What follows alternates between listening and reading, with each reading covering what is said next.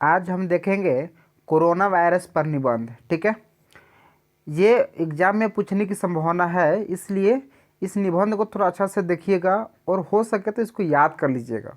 ठीक है, याद नहीं करना है, इसको कहानी के जैसे आप पढ़ लीजिए, ये ऑटोमेटिक आपको याद हो जाएगा। ठीक है, तो है पहला स्टेप क्या है कि जैसे कोरोना वायरस पर निबंध के लिए प्रमुख बिंदु, इसमें बिंदु क्या क्या है। तो पहला है प्रस्तावना। ठीक है, दूसरा है फैलने का कारण, क्यों फैला है, क्या कारण है फैलने का। तीसरा है कोरोना वायरस का लक्षण, यदि आपको कोरोना हो जाता है तो उसका लक्षण क्या है। ठीक है, चौथा है कोरोना वायरस से बचाव, इसका बचाव क्या है। ठीक है, यानी कि क्या क्या हम चीज़ें करेंगे तो ये इसका बचाव हो जाएगा, मतलब कोरोना के चपेट में आने से आप बच सकते हैं। ठीक है, और नेक्स्ट स्टेप है उपसंहार। ठीक है, उपसंहार। ठीक है, चलिए चलते हैं अब अपने टॉपिक की तरफ। पहला है प्रस्तावना। यहाँ से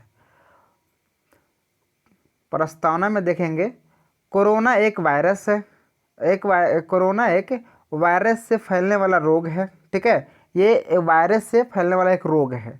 इस वायरस का आकार मानव का बाल, यानी जो हम लोग का बाल होता है, बाल की तुलना में 900 गुना छोटा होता है। कितना गुना बाबू? 900 गुना छोटा होता है, बाल के आकार से 900 गुना छोटा। ठीक है, इस वायरस का संक्रमण दिसंबर 2019 में चीन के वुहान शहर से शुरू हुआ था। आप लोग को पता होना चाहिए कि ये 2019 में स्टार्ट हुआ था। तो 2019 में किस महीना में? तो हुआ था ये दिसंबर में, दिसंबर के 2019 में। ठीक है, स्टार्ट हुआ था। कहाँ स्टार्ट हुआ था बाबू? तो चीन के एक शहर है, कौन शहर है? वुहान, वुहान के लैब से।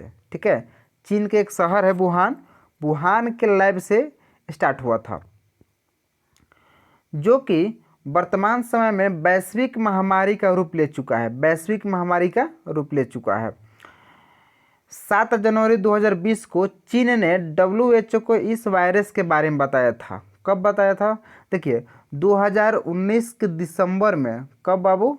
दिसंबर में, 2019 के दिसंबर में ये चीन में प्राप्त हुआ था, यानी कि मिला था। और ये WHO को कब बताया था? तो 7 जनवरी 2020 को। ठीक है, 7 जनवरी 2020 को WHO को बताया था, तथा 1 मार्च 2020 को WHO ने इसे वैश्विक महामारी के रूप में घोषित कर दिया। अच्छा, बताया कब था? 7 जनवरी को। और WHO इसे वैश्विक रूप से घोषित कब किया? 1 मार्च के, 1 मार्च 2020 को। ठीक है, अब फैलने के कारण, क्यों फैलता है, फैलने का कारण क्या है? यह एक संक्रमित रोग है जो कि रोगी मनुष्य के संपर्क में आने से फैलता है।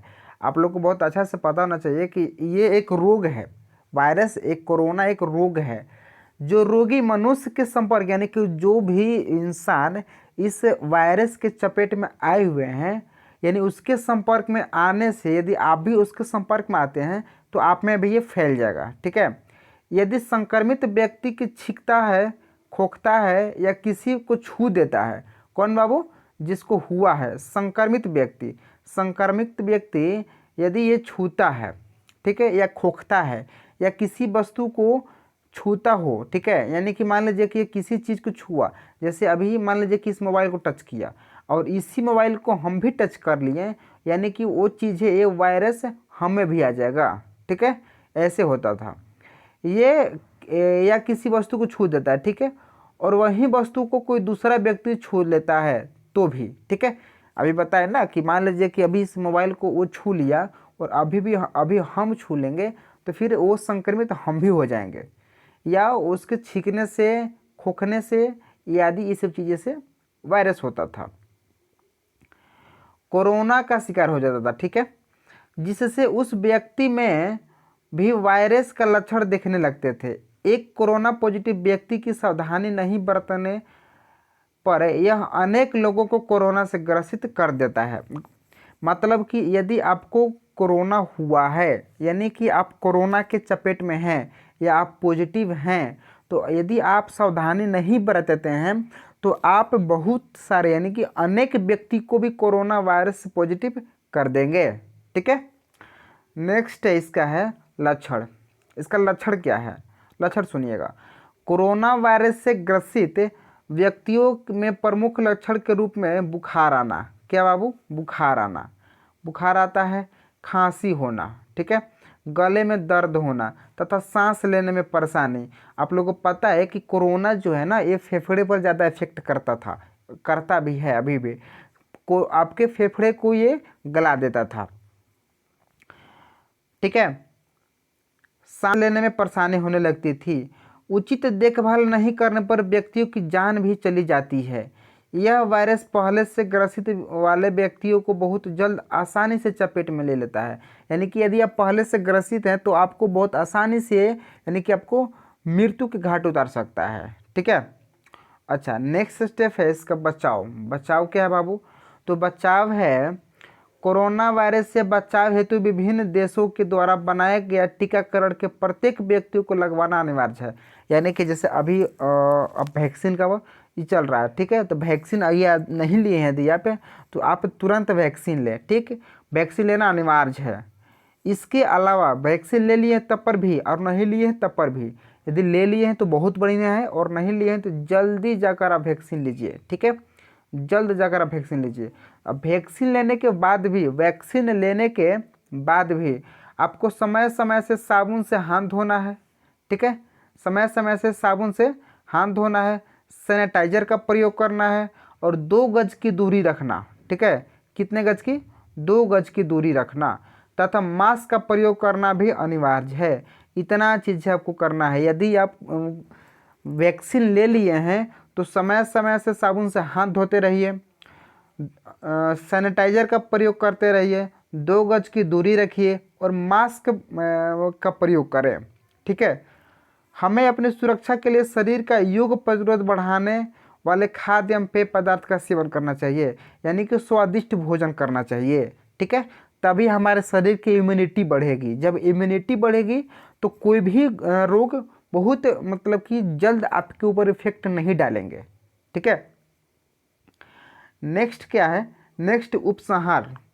कोविड-19 ने, ठीक है, कोविड-19 ने हर क्षेत्र को प्रभावित किया, हर क्षेत्र को प्रभावित किया, जैसे कि लॉकडाउन लगा, तो जिसके लिए सरकार ने लॉकडाउन लगवाया ताकि व्यक्ति घर में ही सुरक्षित रहे। वर्तमान में लगाए जाने वाले टीका इस संक्रमण से संपूर्ण रक्षा नहीं कर पाते, यानी कि जो वर्तमान में टीका लग रहा है, ये टीका संपूर्ण रक्षा नहीं कर पा रहा है, मतलब कि परिपूर्ण रूप से रक्षा नहीं कर पा रहा है, कुछ परसेंट आपको बचा रहा है, 100% आपको नहीं बचा रहा है। 100% बचने के लिए आपको जो बताएं चीज़ें वो चीज़ें करना पड़ेगा।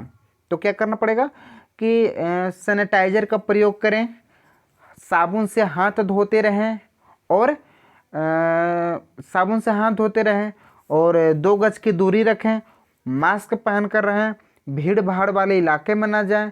ये सारी चीज़ें आपको करना पड़ेगा, तब आप 100% इससे बच सकते हैं। हाँ, प्लस में वैक्सीन अवश्य लेना पड़ेगा, ठीक है।